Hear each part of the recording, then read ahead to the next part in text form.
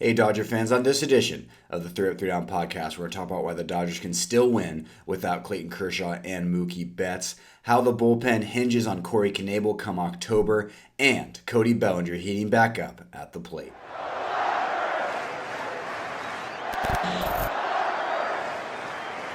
Welcome back to the 3 Up, 3 Down podcast. My name is Eric Euler, your host for this 5-minute Dodgers Nation production. You can find me on Twitter and Instagram. That is at EULAU.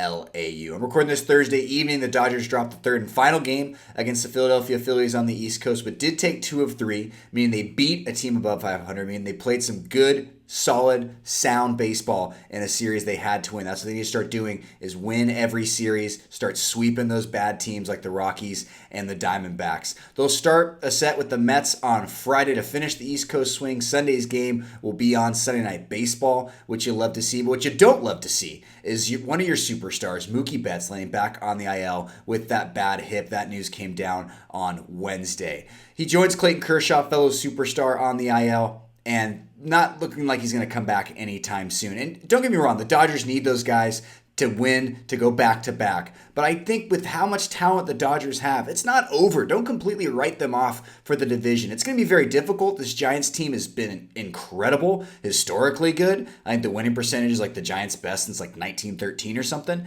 The Dodgers can still do it, and here's why.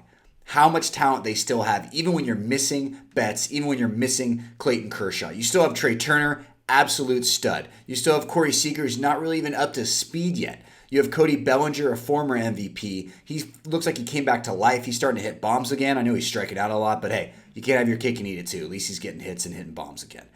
The glove is still there as well. A.J. Pollock's hitting .469 for the month of August. Will Smith is top 10 in RBI in the league in the second half. Max Muncy, Chris Taylor haven't even gotten going yet in the month of August. I still like Albert Pujols against left-handed pitching. There's all those names that GMs would kill to have on one team. And I'm not saying that Betts doesn't have an impact, because he has a huge impact. There's a reason we won the title with him. But the Dodgers can still catch the Giants in the division. They'll probably be 5 back entering Friday's game. But it's still doable. You have 19 games till you play the Giants. You have a couple of off days. You still have a great pitching staff with Scherzer, Buehler, Urias, and David Price. It's still doable because of how much talent the Dodgers have. What they built on this roster may not be as deep as you would like, but the top-level talent on this team is unlike any other in the league, and it's why they can still catch the Giants.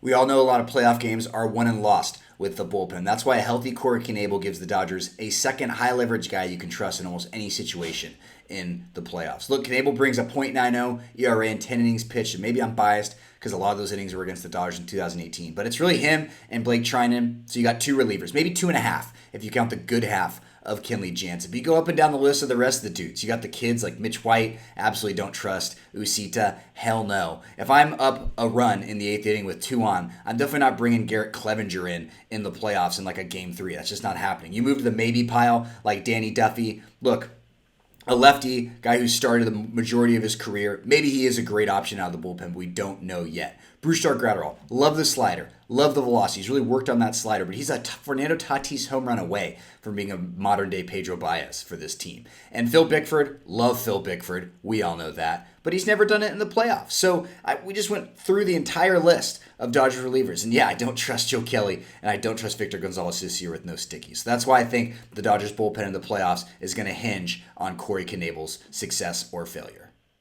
Don't look now, boys and girls, but Cody Bellinger may be a slugger again. He's hit 4 home runs in his last 5 games, including 2 on Wednesday against the Phillies, and a sweet game-tying home run on Saturday against the Angels, a game the Dodgers would go on to win. It's early in August, but the guy is 5th in the majors in OPS at 1.250. I know it's been a long, brutal stretch. He got down to hitting like 150. And the strikeouts, yes, are still concerning. He still needs to manage that. But at least he's putting the ball in play now. At least he's hitting home runs. At least he's not a complete automatic out. I love they moved him down in the lineup. It was needed. It was necessary. But Cody Bellinger could provide that spark with Betts sidelined and Turner still nursing that groin injury. I love to see Cody Bellinger heating up. This could be it. This could be what we need to just power this team and have a nice, strong finish to this season. That's it. That's all I have time for. Thank you so much for watching. Make sure to download the Dodger Nation app, subscribe to our YouTube channel, and check out the Blue Heaven podcast with Clinton Brook and Dodgers Dugout with Doug McCain. Thank you, and I will see you on the other side.